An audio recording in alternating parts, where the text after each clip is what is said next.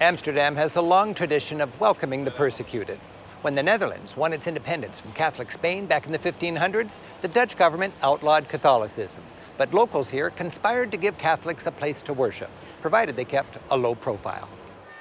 This 17th century merchant house looks normal from across the canal. But inside is a hidden Catholic church. Called Our Lord in the Attic, it dates from 1661, when post-Reformation Dutch Catholics were forbidden to worship in public.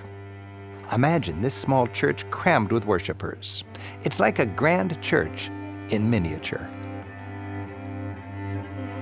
Jews also found safe haven in Amsterdam. Nearby stands the bold 17th century Portuguese synagogue. While the Dutch were tolerating Catholics here, elsewhere, Catholic nations, in response to the Protestant Reformation, were expelling anyone who worshiped differently, and that included Jews. The ever-pragmatic Dutch smartly welcomed Jews from Eastern Europe, Spain, and Portugal, and put their business acumen to use building their economy. Amsterdam's thriving Jewish quarter was a babel of tongues, and this synagogue served its Portuguese-speaking community. It's a commanding structure, built in the 1670s when Catholics were still worshiping in secret. It survived World War II and still functions as a place of worship, with the 10 Commandments in Hebrew still shining down on the congregation. Whether Protestants, Catholics, or Jews, through the ages, the Dutch have given refuge to the persecuted, but they couldn't protect their haven from the Nazis. This building, a thriving theater in Amsterdam's Jewish quarter before the Nazi occupation of the Netherlands in 1940, was part of that sad story. Visitors enter an assembly hall Nazis used for local Jews destined for concentration camps.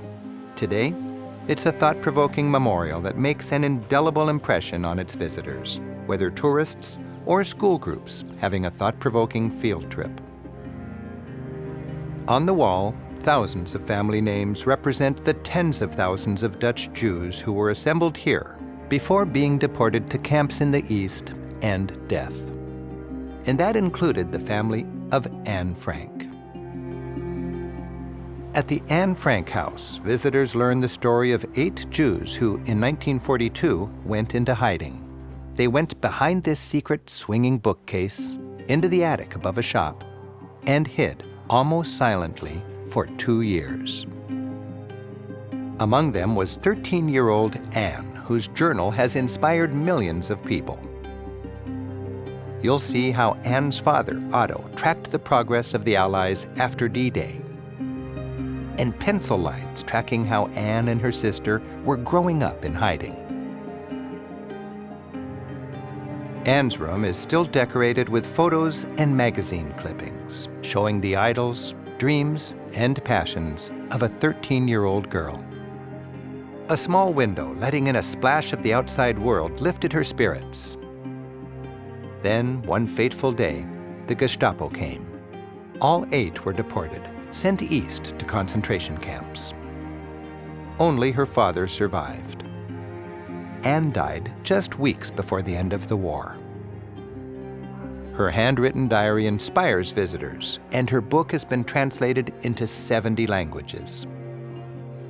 Visiting the Anne Frank house humanizes the horror of the Holocaust through the story of just one of 6 million victims.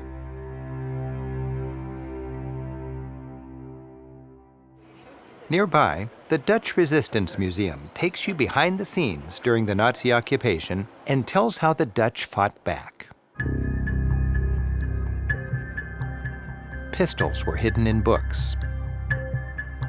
With this corset, stuffed with ration cards, a woman who looked pregnant helped feed both hidden Jews and resistance fighters. And courageous moms with strollers did their part as well. Resistance fighters falsified IDs. This student, wanted by the Nazis, disguised himself as a woman. While the Germans confiscated all radios, the Dutch secretly got their news from England via miniature radios. This one's hidden in a matchbox. The suffering was horrific. Many starved, and many barely survived on a diet of tulip bulbs. So your grandparents actually lived through this? Yeah, the winter of 44, 45 was called the hunger winter, where people in the cities were starving and they started to eat tulip bulbs just to have something in their bellies.